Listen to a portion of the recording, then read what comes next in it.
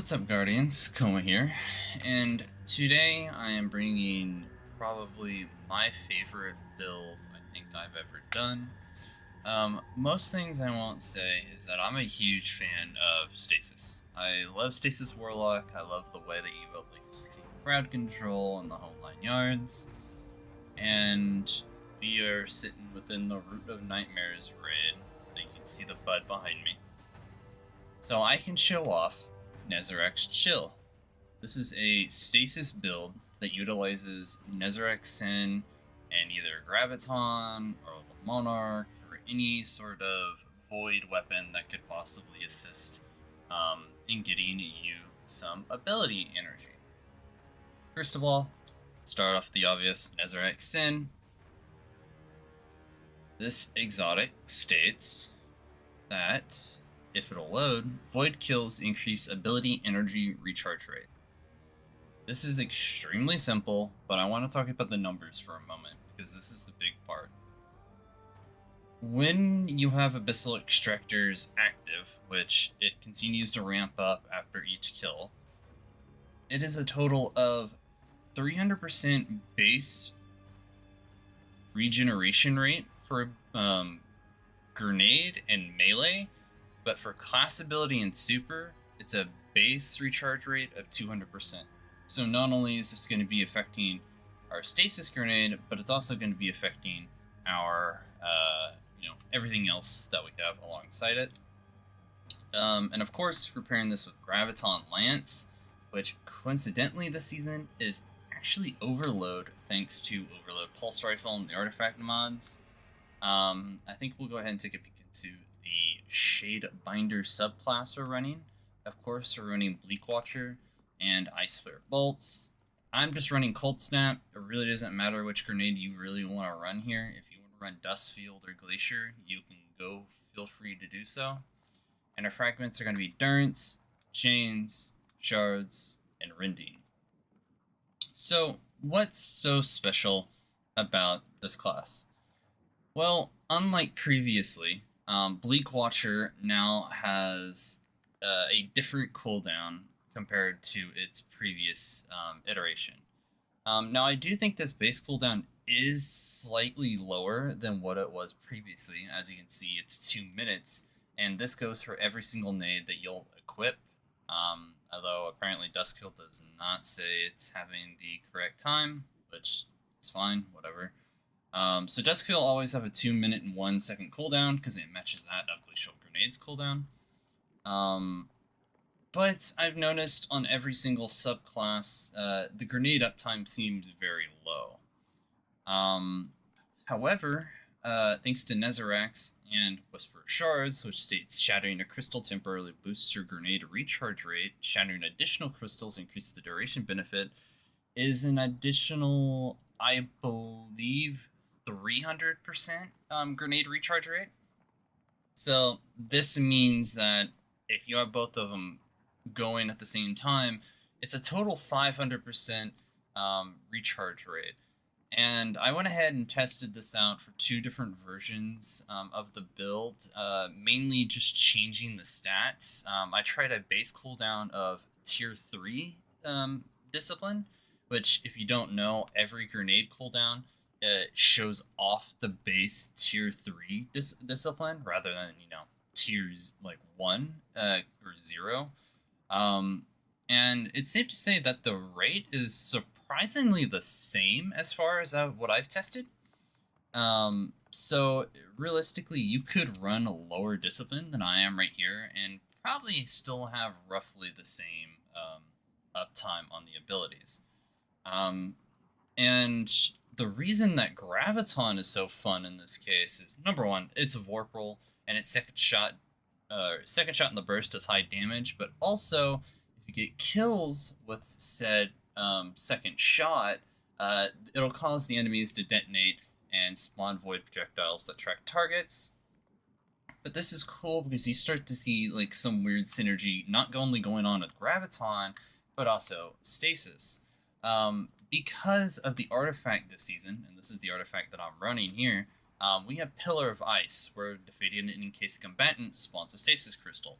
With Bleak Watcher up, you're mostly always going to have a frozen target, and if you kill said target with Graviton, it's going to spawn a stasis crystal thanks to Pillar of Ice, and sometimes, but very rarely, that enemy will shatter and be affected by the second bullet in Graviton and explode that stasis crystal that spawns afterwards, thus keeping your uptime on Whisper of Shards. Hailstorm is also something I'm using. Shattering encased targets and Stasis Crystal deals increased damage, and Shattering Stasis Crystal releases slow shards that damage a slow enemy. Kind of self-explanatory. I'm also running Wished into Being, where while your super is nearly fully generated, ability Final Blows spawn orbs of power. If you have Season of the Wish armor as well, which I highly recommend picking up for this, which are very easy to focus high stat armor. Go ahead and pick this up too, and then I'm just going ahead and just picked up Unraveling Orbs and Horde Shuttle, Flame Fiber, Blast Radius, anything here that you seem useful that you might want to use, go for it. I'm not running any of the solar mods simply because I'm not running a solar weapon or a solar subclass, because you could take off Horde Shuttle and do solar operative if you want a solo content with this sub. Oh god, I can't speak. With this class setup, because I'm also running Scatter Signal. But if you have a Deliverance, like this is my all-time favorite fusion rifle right here, Demo Chill Clip. This is my go-to Chill Clip fusion. Or you can of course go with whatever heavy you want. If you want to match elements with your primary or your kinetic, go for it. But I've been running Braytech Osprey with auto-loading bipod. It's alright, not the craziest thing in the world. So, what are some alternatives here? Graviton can easily be swapped out with the Monarch. I tested this myself. While Monarch doesn't have the crazy AoE like Graviton does, Monarch does have the already built-in overload. So in a seasons later, where if this build at all can survive the season change, which granted, we're going to be having this season for a very long time. So this build will be up for about 100, or I think it's 138 days, maybe 37 days, according to the seasonal pass. Yeah, 38 days and 1 hour. So we got quite a bit of time for this build to be, gone. And I want to make the most of it, so this is what this build looks like. Let's go over, take a look at the armor mods. I'm running a Void Siphon, of course, because we're running Graviton, and if you aren't running a Void Siphon with Graviton on, might as well not be running gun at all. And then, of course, Heavy Ammo Finder and Scout, which you can swap out freely if you want. Going into arms, we're using Fastball, Bolstering Detonation, and Grenade Kickstart.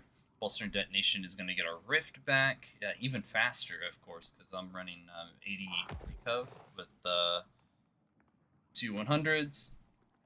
And Grenade Kickstart, which self-explanatory. If I pick up an armor charge and use my grenade, it's going to refund some grenade energy to me. And I have charged up on my chest, so I can hold an additional armor charge with my 2 resistances of my choice. So I was running the GM, so I'm running Void. Ugh. And here I went ahead and just did 2 Innervation and then 1 Recuperation. But if you want to go ahead and just run stacks on stacks, you can do that too. The uptime should be little to no different because Innervation is only affected on orb pickup. So you can run stacks on stacks.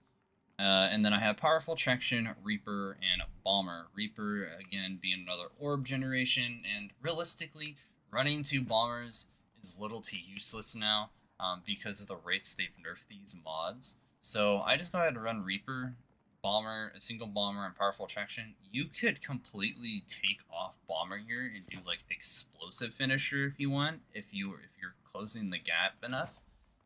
So that's totally your call. So yeah, that's generally the build. It's very simple. I know Graviton has been getting a lot of time to shine recently, as of a bunch of Strand videos have been coming out with not only Nezarec but also Graviton. simply because Graviton allows your ability uptime to basically skyrocket. I'll of course have videos up now or before of showcasing the ability regen, and I generally do think this is probably my favorite stasis build I think of all time. The ability uptime is extremely fun. I can at least in prime conditions have 2 stasis turrets up at freely, and just let Stacy do her thing. So yeah, that's generally it for me. I'll probably have some GM gameplay of with this overload unstop primarily, doing its thing. Should be Birthplace of the Vile, that's the one this week. So yeah, I hope you guys enjoy. Dim link is of course in the description, and I will talk to you guys another time. Don't forget to like, share, subscribe, do the whole 9 yards. Also, I really do want to say thank you all for the support on the Broodweaver Swarming Horde video. Probably, like, other than some of my very old videos that I wasn't too proud of, is doing the thing, which is very good. So hope you guys take care and enjoy the gameplay.